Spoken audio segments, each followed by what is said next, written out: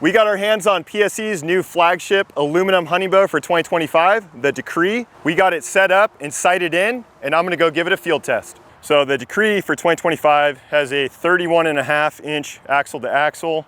It's got the EC2 cams on this model that we're shooting today.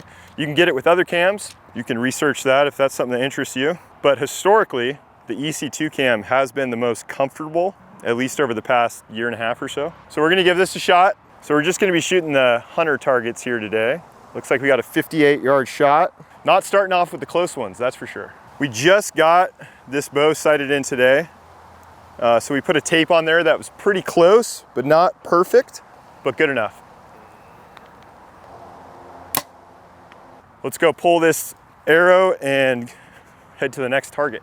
Whole point of this video today is to give this bow an actual real life field test. So don't judge my shots too heavily. They're probably not gonna be the greatest, but at least you're gonna get to see the bow being shot in the field, which is the point of today. So one gripe that I have right off the bat with this bow is the grip. It's a little too wide, and I don't really like that you can't change it out. They don't have any options still on PSE's aluminum hunting bows to switch out the grip with something maybe a little more narrow or just a little different shape. Something they do well on their target bows, but they just haven't brought that over for whatever reason to their aluminum hunting bows. The carbon bows that PSE makes have a much narrower grip in my opinion.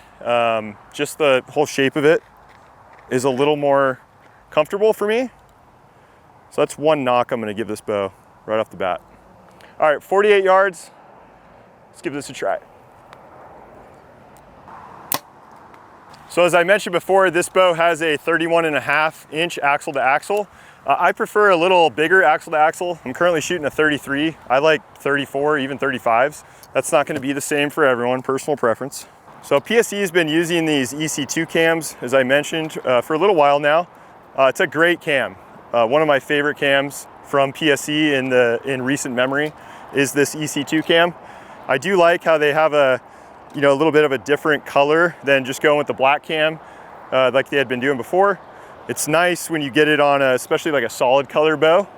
It helps, kind of change it up a little bit, give you a little bit more of an interesting look. So big fan of the EC2 cam, super smooth.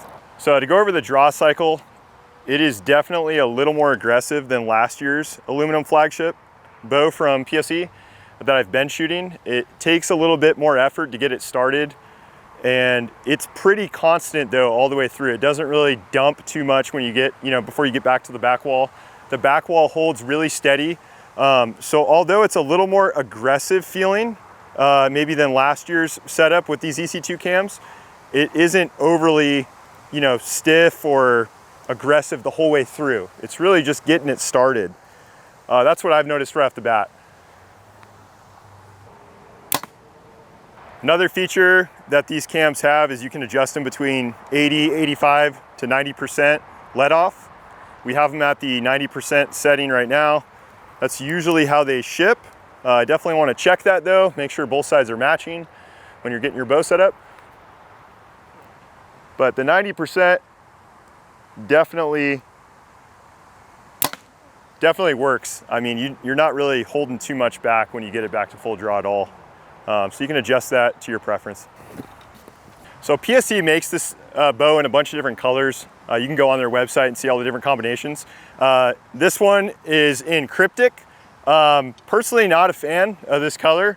I'm not really a fan of any camo patterns, to be honest with you, on bows. I'd way rather have a solid color on a bow that I'm personally shooting, but that's personal preference. Everybody's got a solid color or a camo pattern that you guys, are wearing out in the field. So I understand if you want to match them up. All right, looks like we got a deer target at 65 yards. Give this one a shot. Yeah, it holds really steady. Starts off aggressive like I mentioned, but once you get this thing back in its wall, it's really nice. Not spongy at all, super steady. So as far as features go on the new Decree, it's got pretty much everything you'd be looking for nowadays in a flagship hunting bow. It has the burger mount here.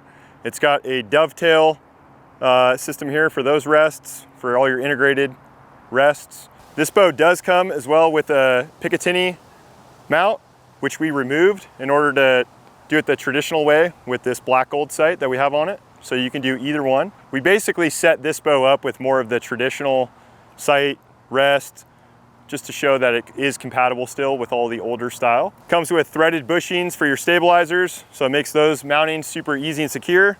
We got the Ramrod's Wraith front and back stabilizer on there right now. Highly recommend those. It has a threaded hole in the back if you choose to direct mount it. Comes with their little mini stabilizer. PSE did develop a one-piece quiver that mounts directly to their new cable guard system.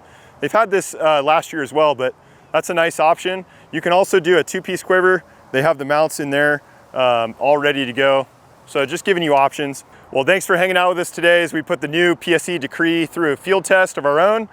Definitely would suggest checking this out, giving it a shot for yourself, see if you like it. If not, plenty of other bows out there to choose from this year, and we'll be sure to review them all.